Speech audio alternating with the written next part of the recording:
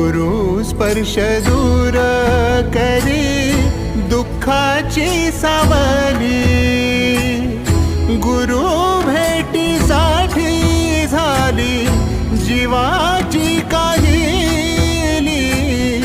भक्त तुझा गुरुदेवा पुरता अटला, भेटला विठ्ठल माझा भेटला